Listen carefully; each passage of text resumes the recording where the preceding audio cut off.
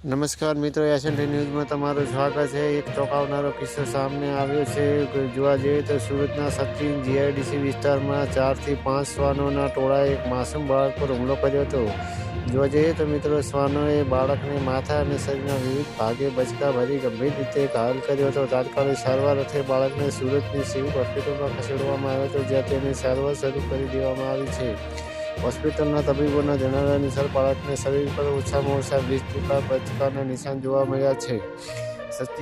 જોવા જઈએ તો સચિન વિસ્તારનો રહેવાસી 7 થી 8 વર્ષનો આ બાળક તેના પિતા સાથે જોવા જઈએ તો જીઆઈડીસીમાં આવેલા ઇકો ડાયમંડ પાર્ક નજીક ગયો હતો। ત્યાં અચાનક 4 થી 5 રખડતા શ્વાનોનું એક ટોળું બાળકને ખેંચીને જોવા જઈએ તો નિર્જન જગ્યા પર લઈ ગયું હતું। આ શ્વાનો બાળક પર તૂટી પડ્યા હતા અને તેને માથા પર, હાથ, પગ તેમજ શરીરના અન્ય ભાગો પર બચકા ભરી ગંભીર રીતે ઇજાગ્રસ્ત કર્યો હતો। બાળકને કિસ્સો સાંભળીને આસપાસના લોકો તાત્કાલિક ઘટના સ્થળે દોડી આવ્યા હતા અને ભારે જહેમત બાદ શ્વાનોની જંગલમાંથી બાળકને છોડાવ્યો હતો। જોવા જઈએ તો શ્વાનોના હુમલામાં બાળક ગંભીર રીતે ઇજાગ્રસ્ત અને લોહી લુહાણ થઈ ગયો હતો। તેને તાત્કાલિક સારવાર માટે સુરતની સિવિલ હોસ્પિટલમાં દાખલ કરવામાં આવ્યો, જ્યાં તેની સઘન સારવાર ચાલી રહી છે।